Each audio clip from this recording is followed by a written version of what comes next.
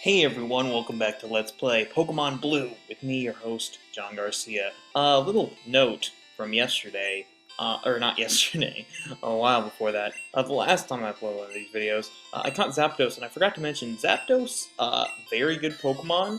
If you're doing a speed run of this game, I would recommend that you, here's the most used strategy, is you just start off with Squirtle, level up to Blastoise, give it things like Earthquake, so it can cover everything. Skip Lieutenant Surge's gym, the electric one, because you're not going to be able to beat that. And then catch a Zapdos with a Master Ball as soon as you can. And then you're golden. But yeah, here's the thing. Now we're fighting Sabrina. Sabrina might just be the hardest gym leader. I made it look a lot easier than it is. But the thing is, like I was saying last episode, Psychic Pokemon. Psychic Pokemon! Anyway, so now what we're gonna do, what I want to talk about is, why do I still have, whatever, I'm just gonna see if Venturisa can sweep this team, because why not? What was I gonna say? Oh yeah, what I want to talk about today is,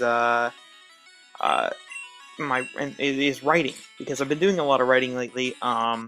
If you guys remember my novel that I started writing last year, I've been rewriting it for a submission to a class.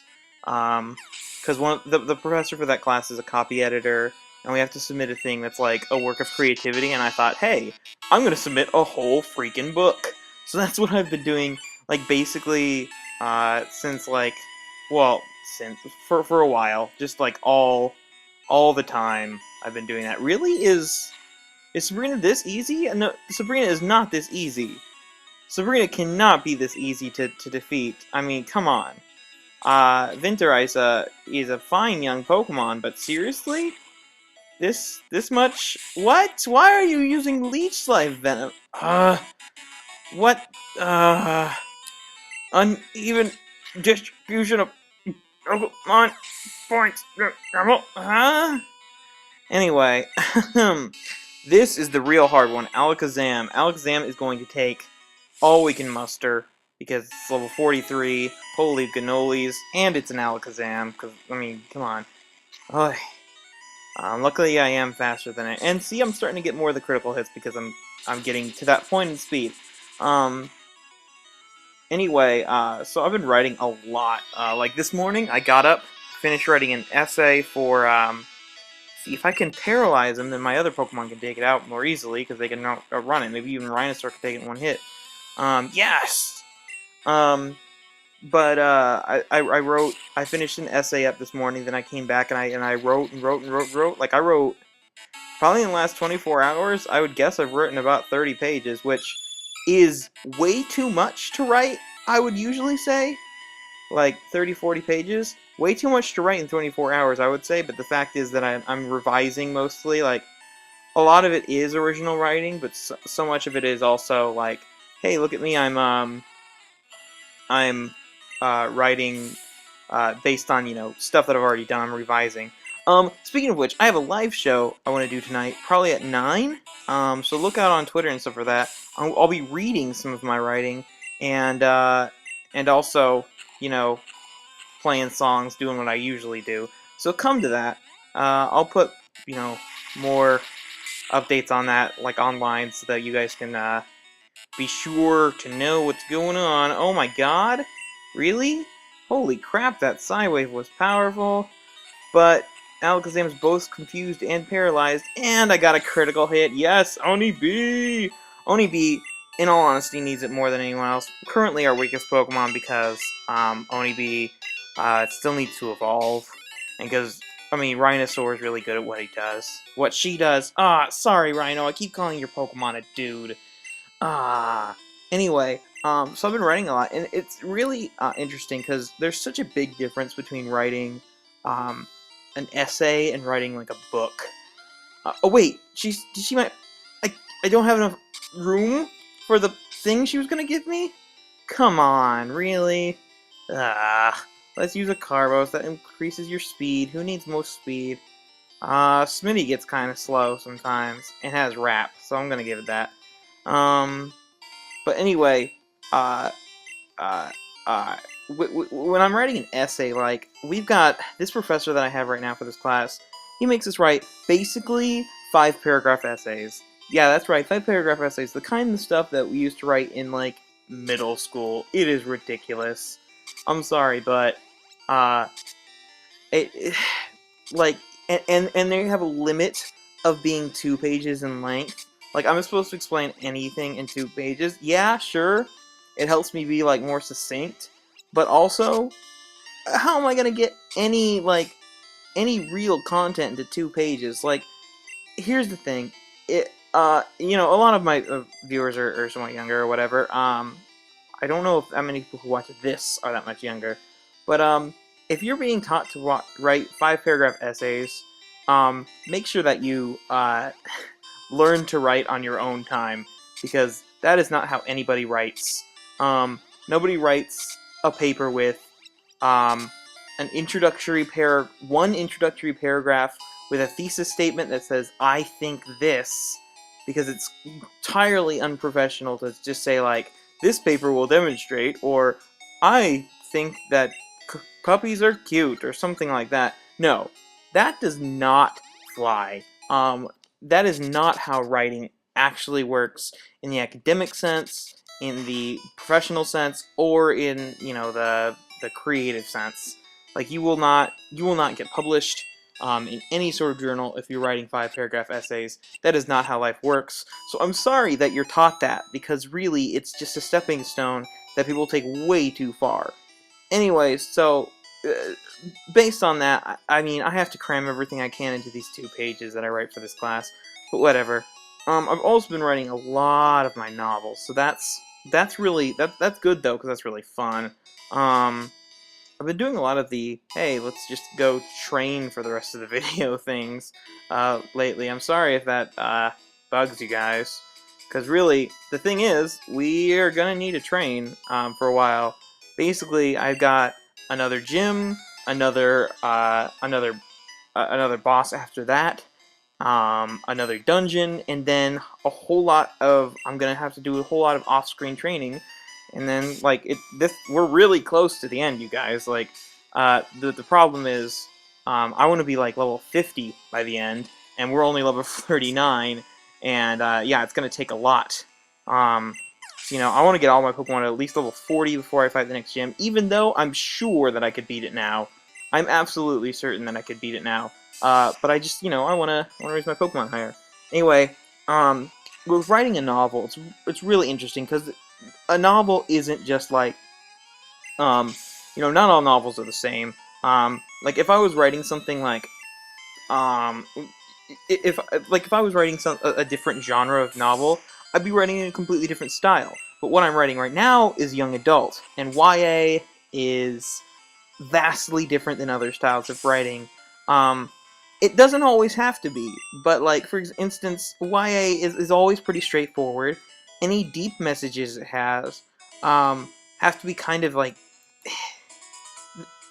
I don't want to say they have to be, like, straightforward stated, like, but you know, you're not gonna get a lot of, like, nuance from most YA novels. Like, the moral will be like, be yourself or something like that.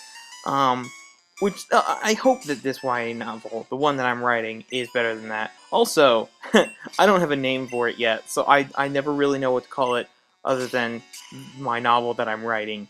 I don't know when I'll have a name for it, but, you know, technically it's not completed. I haven't completed a full draft, because I've completed, like, by now, like, a draft and a half of it, but it's always it, it I haven't, like, I haven't actually written the ending yet. And yeah, that's probably not a good idea. That probably means I'm being lazy. That probably means that I'm doing it wrong. I would recommend not doing what I'm doing, but, you know, it happens. I just like to be straightforward and, like, write everything out at once. Oh, a Weezing? Let's start sending out Rhinosaur, because Rhinosaur could also use some experience. Um, here's the thing. Our team right now is very strong for where we're at, but there's such a big gap in, like, between here and the end of the game, and the end of the game is very close. So like we should spend a lot of time training, um, and fighting like random Pokemon like this, random trainers. Actually, I kind of just want to go to the next gym. Should I just go to the next gym? Yeah, I kind of do. Because there's really, other than fighting all these random trainers that we skipped, um, there's not a whole lot left to do in this game. It's not a very long game, as I've said before. What, a Grimer? Okay, all of your Pokemon were coughing and wheezing. Why is there a Grimer now that is just out of place? What the heck, biker dude? Um, so anyway, as I was saying, um, Pokemans, with the Pokey and the man, and the Pokey and the man, and the sorry about that, Bill Cosby. But anyway, yeah, I'm just gonna, screw it, I'm going to the next gym, the last gym, the one in Viridian City. That's right, like the first city ever. You're going to this gym, the one that was locked. Oh, I can't see it from here. Whatever. Um, basically, though, the thing is that writing styles will be different for different genres, so there's no like clear, like I don't know what to tell people who are writers, especially since like I'm a writer, but I'm not like super experienced. Like I don't think I've been published, but I'm not sure. Um, Yo, champ in making. I haven't talked to this guy since the very beginning, and he won't tell us who the gym leader is. Let's see, it's someone we've met before, and who is relatively powerful. I mean, there's really only one candidate. Uh, so, I mean, pretty easy to guess. Basically it works a lot like with Team Rocket headquarters. You know, with these tiles and everything. I found a revive! I really should deposit my item soon. I'll do it off screen. But, you know, with his writing, like, the thing, with my novel in particular, I don't want to talk about it too much, because I don't want to, like, spoil it, and I don't want to sound like a guy who, you know, that guy who talks way too much about his book that he hasn't even written, you know, that he's never going to finish writing. Although I do think I'm going to finish it, fairly soon. I better finish it soon, or else I don't have anything to turn into this guy. But, I think I'm addressing some themes that aren't really addressed in regular young adult fiction. Like, you do have, young adult fiction that deals with, like, LGBTQ stuff, and you do have young adult fiction that deals with, you know, like, some deeper stuff of, like, class issues and unfairness in society and stuff like that. But here's the thing, my book has those things. Like, it has a woman of color as the main character, but it's not about women of color. You know, it's about an insecure, closeted girl, but it's not about closeted.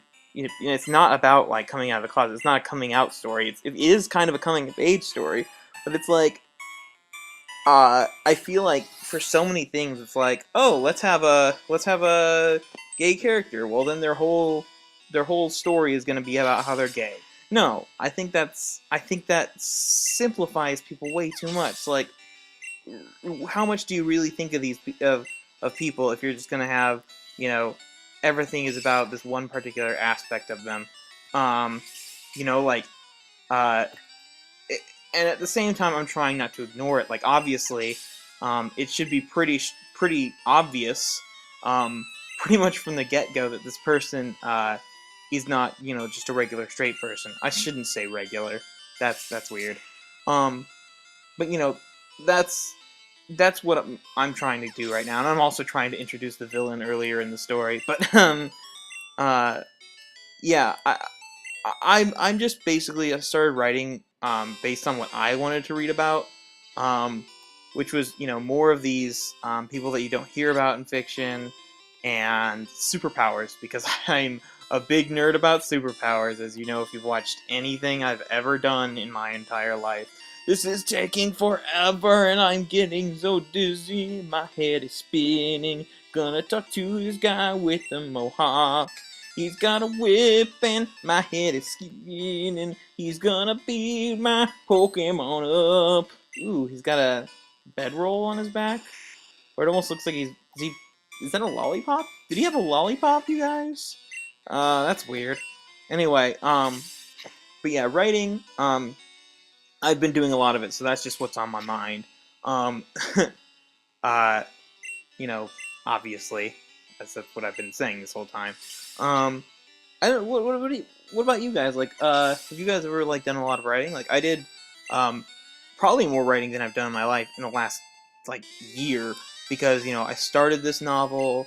I did. I had a creative writing class where I did a lot of I kind of had to sit down and force myself to write, which in, in some of the times that's the best way to do things because a lot of time you're never going to find enough time to write if you only write when you want to.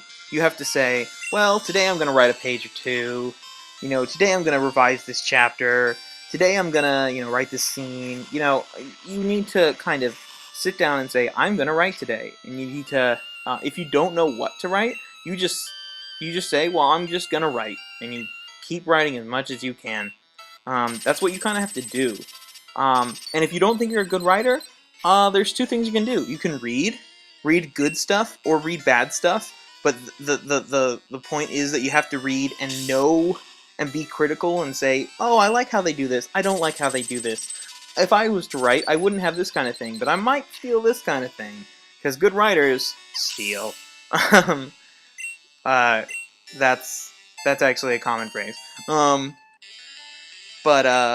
Fury, no, Fury Attack, no, all my moves are better than that, screw that, I won't delete a move, I'm just gonna keep abandoning, yes, did not learn Fury Attack. Ooh, is Rhinosaur old enough to evolve yet? Wow, that would be crazy good, nope, uh, so sad, anyway, um, but if the other thing you need to do if you don't think you're a good writer is write. Write a lot. Critique yourself because you will be the biggest critic of yourself. And get other people to read your stuff once you're not embarrassed about it anymore. Because a lot of the times you might write something you think is really good, but they read it and they're like, nah, this isn't very good. So, just keep that in mind, that you might suck. Aww. Toxic looks weird.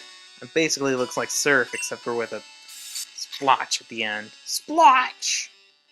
Hurt by poison. But here's the thing, with Toxic, it'll make Rap twice as good. Because, oh, just doing a little bit of damage, well, that's never going to do anything for us. Oh, it is when Toxic keeps doing damage. Look at this ultimate combo. If Smitty was a little faster, so that Smitty could outspeed more than just Machokes, then just unstoppable in this game. Fortunately for, anyone facing one of these Pokemon, there's plenty of Pokemon faster. I mean, both Onibi and Vinteresa are faster than Smitty right now, and always will be. And I think even Indiana might be, actually. Let's see, 84 speed and a terrible fat-looking sprite. 81 speed. See, yeah, Smitty's slow. Johnson's probably faster too, actually. Rhinosaur is probably the only one slower than Smitty. Yeah, let's talk to this guy and fight him. Boy, we're just blazing through this game. So yeah, like I said, live show tonight. Probably like 9. I'll read. I'll play. You guys can kind of see what I've been reading, and here's the thing.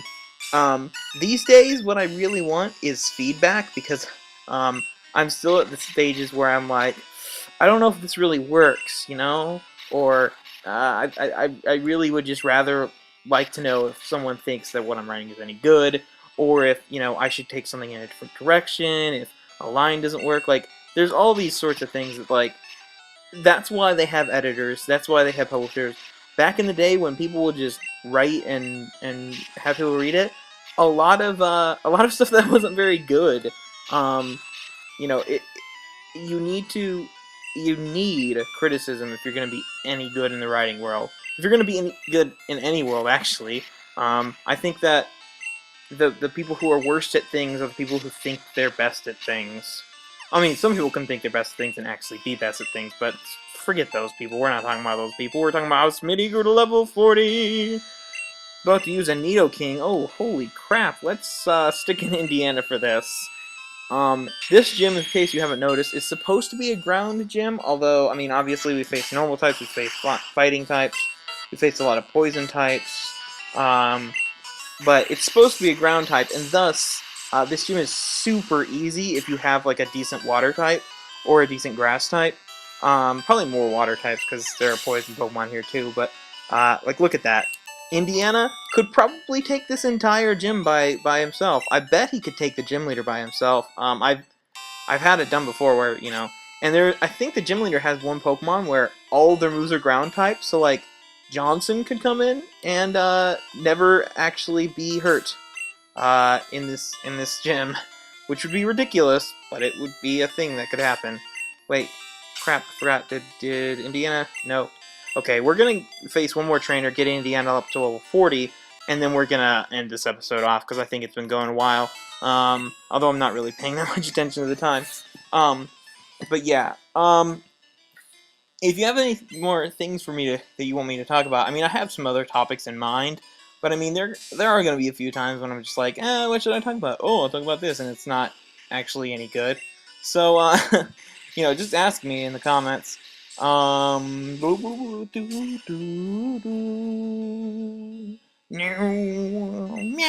meow, meow.